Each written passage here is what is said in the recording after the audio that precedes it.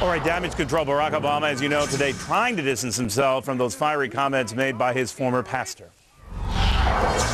Not God bless America, God damn America. That's in the Bible for killing innocent people. God damn America. I can no more disown him than I can disown the black community.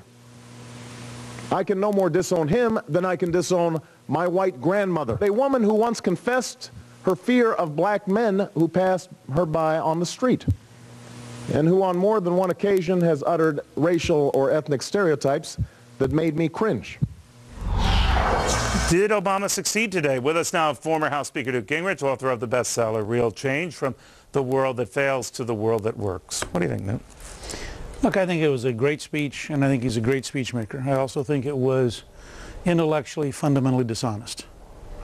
To reduce a 20-year relationship with a public figure to his grandmother is just wrong. It's emotionally powerful, but it's just wrong.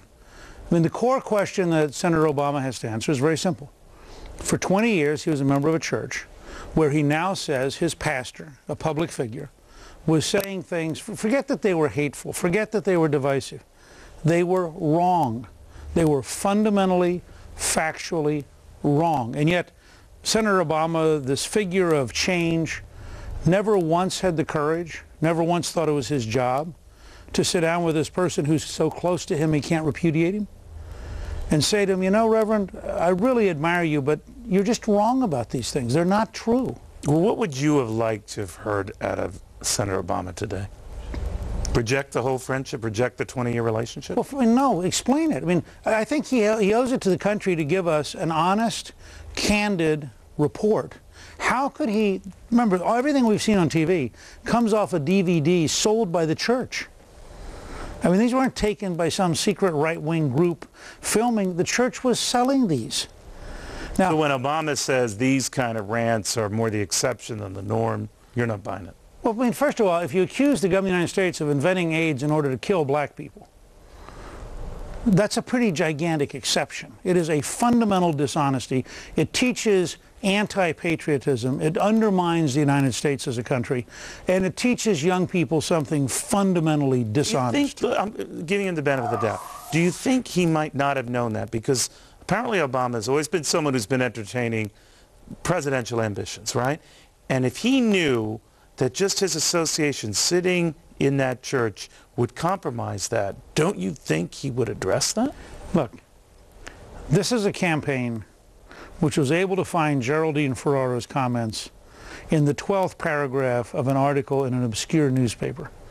This is a campaign. He is, after all, a Harvard Law Review editor. His wife is a brilliant lawyer. These folks do tremendous homework, and they didn't quite ever vet their own church. In fact, that's dishonest.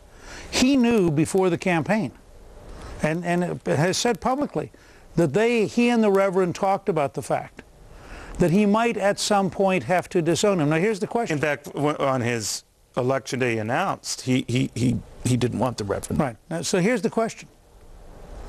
If you knew a year ago that he was saying things so dishonest, so anti-American, so hateful, that you were going to have to disown him, then as a study in change and a study in idealism and a study in courage, why did you only disown him when it became such a big political issue?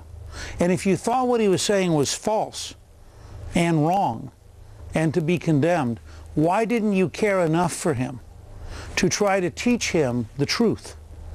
Now, I don't think you can have it both ways. Well, he likened it to someone of that generation for whom it's very difficult to give a different opinion. You're not buying it?